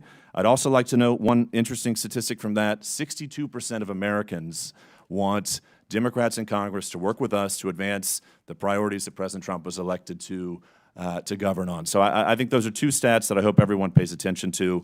But to ask questions of our witnesses, I'd first like to start with Mr. Talcove. One of the things that I've found very interesting from your opening testimony is you talked, and I think you engaged with Mr. Burchett on the 1974 Privacy Act. And I had some interesting folks visit my office yesterday who noted that 1/3 of all prior authorizations are still done manually by phone, fax, or direct post mail. First off, would love your comments on that, and I'd also like for you to expound upon some of the solutions that we can deliver to this Congress in modernizing that 1974 Privacy Act. Yeah, these aren't people problems. These are technology problems. You can't process the number of individuals that are accessing our systems person by person. It just takes too much time.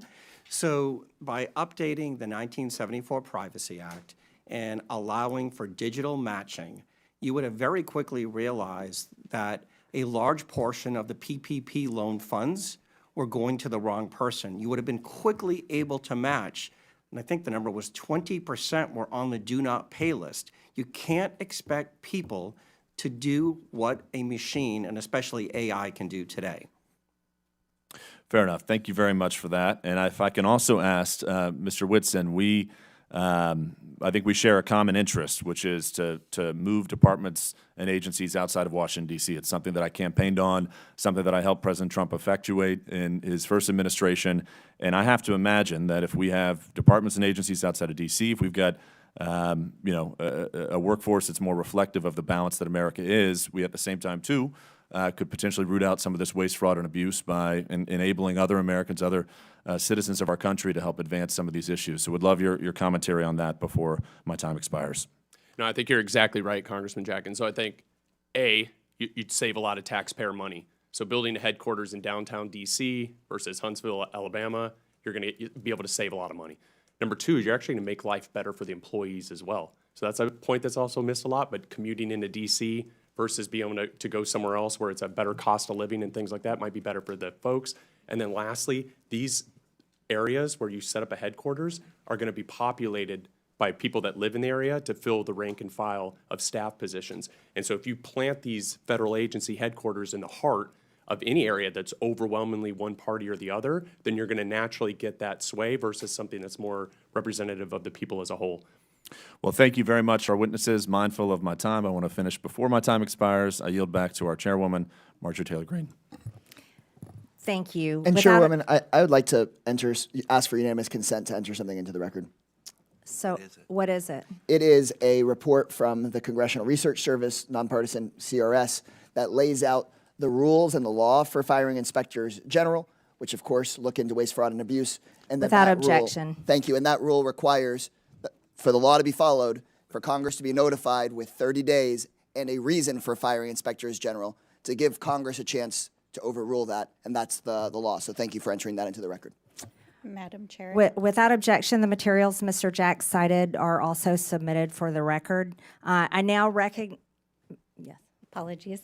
While we're on it, I'd also like to ask for unanimous consent to submit for the record 2 items. One is a statement from the AFL-CIO, Department of People who work for a living with views on working people to make the government work. And the second is a statement from the Center for Responsibility and Ethics in Washington on ways to combat waste, fraud, and abuse in the federal government. Without objection, so ordered. I now recognize the gentlelady from New Mexico and Ranking Member Ms. Stansbury for 5 minutes. All right. Well, thank you, Madam Chairwoman, and thank you once again to all of our witnesses for being here to testify. Thank you to my colleagues. We are going to have so much fun in this committee, this Congress. I actually appreciate the video that was shown just a few moments ago, because when I worked at the Office of Management and Budget, I actually worked on the waste EO that was referenced that President Obama signed. But there is one fundamental difference between the presidents and vice presidents that were shown on that video and what's happening today, and that is that they followed the law. So my colleagues across the aisle who are asking us to get out of the way and stop trying to block things in the courts, let me tell you, we do not work for an unelected billionaire like apparently this guy does. We work for the American people. And so if an unelected, unvetted individual private citizen is hacking our government systems, breaking the law, firing federal employees, dismantling statutorily created agencies, withholding funds, we are going to fight you in the courts. And I'm actually really sad that my dear friend Mr. Burchett left, because I want to talk about that gravy train on biscuit wheels that he just talked about, because that gravy train is not the federal workforce. It's the billionaires that are trying to hack that system right now, and which unfortunately my colleagues right now are working on a reconciliation deal to cut Medicaid, to cut Medicare, and use that money to give to tax breaks to their billionaire buddies. That is the gravy train that is actually going on here. But because this is the Oversight Committee, let's do a little bit of oversight. For the last several weeks, I've been talking to Treasury and OMB officials to try to get to the bottom of why Elon Musk and his team are trying to hack the Treasury payment system, because this is a completely nonpartisan system that literally just pays the bills of the federal government. So why are they so eager to hack this system? And I have to say that over the last several weeks, we have literally received thousands of calls in every single congressional office. In fact, we know that our friends across the aisle are also receiving these calls, because this system pays the bills of the U.S. government. It pays our soldiers. It pays for the work that we do overseas. It pays your Social Security benefits. It pays your tax refunds. So why is Elon Musk and his hackers trying to access that system? And why did a senior civil servant who had overseen this system for over 30 years get asked to stand down after a 25-year-old intern working for Elon Musk tried to get access to the code for that system?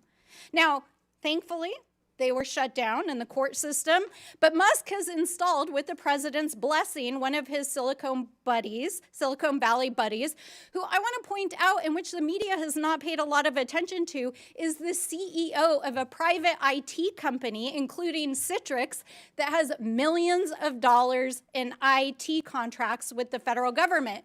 And not only is he still operating as the installed DOGe person at Treasury, he's actively still the CEO of this private company.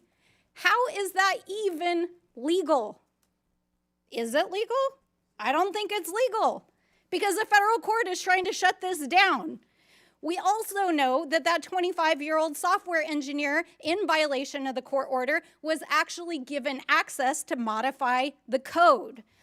So what is going on here? And why is this such a threat to the American people? Why are thousands of people calling us? It's because of the size and the significance of these payments, because it is an invasion of the privacy and security of the American people, because it could threaten our ability as a country if there was a default in the debt ceiling, and because it contains highly classified information that our foreign adversaries are trying to cyber attack us regularly for. So why is a private citizen being given access to this system? We know they're trying to shut down payments. They're trying to shut down agencies. What's next? Are they going to shut down your Social Security payments?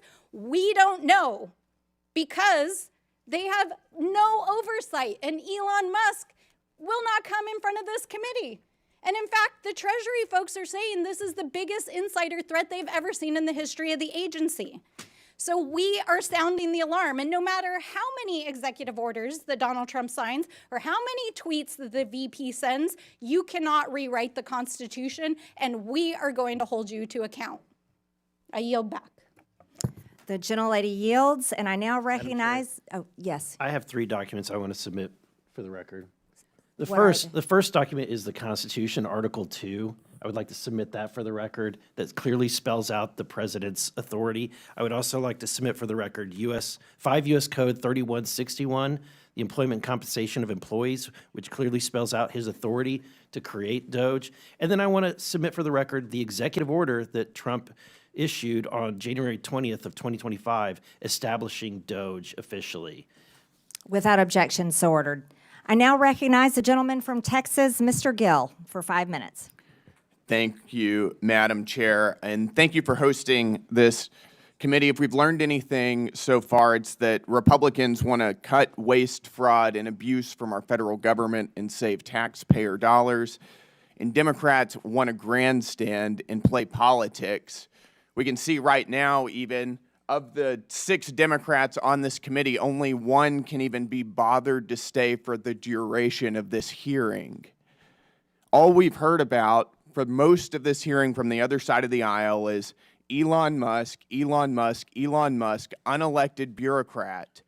And I'd like to ask if Democrats really care about unelected bureaucrats making decisions over our lives, where were they whenever their god, Anthony Fauci, was forcing vaccine and mask mandates on the American people for 4 years during the, during the COVID crisis?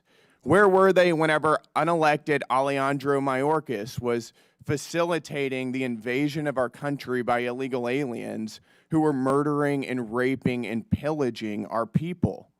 Where were they whenever the Secretary of Education, unelected Cardona, targeted states and schools and people who were disagreed with his view of the radical left's transgender ideology? Where were they whenever Gary Gensler, former chairman of the SEC, also unelected, was lawlessly thwarting the development of financial markets, particularly in the crypto space, by lawlessly pursuing regulation via enforcement? They were nowhere to be seen because they don't care, because all of those things benefited their side of the aisle at the expense of ours. And perhaps that's also why they don't seem to be very interested in rooting out improper payments from our federal government. If you wonder why so many people are cynical about American politics, this is it. This is exactly why. The reality is that Elon Musk serves as an employee of the president, and we were given a massive mandate to carry out what he's been doing. His job is to carry out the will of the American people as expressed through the executive. That's exactly how the Constitution is supposed to work. The Constitution did not create an unelected, unaccountable 4th branch of government in the administrative state. The American people know this. My colleague Brian Jack discussed some of the opinion polls recently. We are doing, and President Trump is doing, exactly what he was elected to do. And that's why he's polling at a 53% approval rating, higher than he was at any point during his first administration. Even Elon Musk and his DOGe efforts now are polling at a 49% approval rating, which, just to point out, is 16 points higher than President Biden was polling at whenever he finished his term in office. The Democrat Party has for decades systematically grown and weaponized the administrative state against the American people, and the American people have had enough of it. Right now, we're talking about $2.7 trillion in improper payments since 2003. We're uncovering what could be the biggest money laundering scandal in American history. And the other side of the aisle could care less. They have no concern about where this money went, to what entities it went, to what governments, to what people or groups, nothing. All they want to talk about is Elon Musk incessantly. So it does make me wonder, if they don't care about where it's going, do they have an idea? Because what we've uncovered so far is that so much of the waste, fraud, and abuse of our federal government is actually funding their side of the aisle. It's funding media outlets that are running cover for Democrats routinely. The NPR, PBS, the BBC, Politico. It's going to fund left-wing NGOs that are facilitating the invasion of our country. It's going to fund left-wing transgender activism and sex changes all over the globe. This is money that's being used, taken from the American people and used against their interests. If you care about rooting out waste, fraud, and abuse, we should be serious about this. I'm very excited to be on this committee. I'm excited to expose what's going on. Thank you, Madam Chair, and with that, I yield. The gentleman yields. In closing, I want to thank our witnesses again for their testimonies today. I now yield to the ranking member for closing remarks. Thank you, Madam Chairwoman. Well, I never thought so many conspiracy theories and wild accusations could be wound into one 5-minute speech, but I appreciate my friends across the aisle. First of all, let's talk about this massive mandate that supposedly brought Donald Trump into office. Donald Trump did not run on putting an unelected billionaire in charge of dismantling the federal government. He ran on lowering prices for Americans. And I think it's interesting that while we're sitting here this morning, the top of the New York Times is reporting that inflation has risen unexpectedly as food and energy prices have soared. What's going on, guys? I thought you were going to tackle inflation and food and energy prices. Isn't that what the executive orders were supposed to do? Oh, wait. Or is dismantling diversity, equity, and inclusion in our federal agencies and putting an ideological agenda and trying to fire the federal workforce your actual agenda? Have you been too busy trying to actually address the fiscal health of this country? Because the numbers are telling us that you have. So let's be real about what's going on here. I also want to point out that literally while we've been sitting here for the last almost 2 hours getting lectured on fiscal responsibility, literally the Republicans just released their plan to raise the debt limit while we were sitting here. And they want to raise it by $4 trillion. Okay, guys, like literally, I'm just like without words. Inflation is going up. You want to raise the debt ceiling by $4 trillion. You want to gut Medicare. You want to gut Medicaid. You're talking about going after Social Security after promising that you wouldn't. I mean, really, what the heck is going on here? We're not trying to take down Elon Musk as a businessman. This dude is literally breaking the law inside of the federal government. And for a party that is supposed to be the party of law and order, in quotes, I really do not see you holding him accountable and doing your most basic constitutional responsibility in the separation of powers. So, I want to end where I started. We are the Oversight Committee. We are the People's House for the United States of America. We represent the American people. And so, Mr. Elon Musk, if you would like to appear in front of the Oversight Committee, you have been duly invited. Please, come tell us what you're doing. Come testify in front of the American people. And please, come hold yourself to account. With that, I yield back. The gentlelady yields. I now recognize myself for closing remarks. President Trump was elected with a mandate to rein in unaccountable bureaucracy in Washington and to wage war on waste. I know that because I campaigned alongside him, and so did my colleagues. This hearing was the first battle of that war, and in the coming days, the subcommittee will release a report with legislative solutions to the problems we have identified here today. We aren't going to wait all the way until the end of this Congress. We're going to get to work immediately.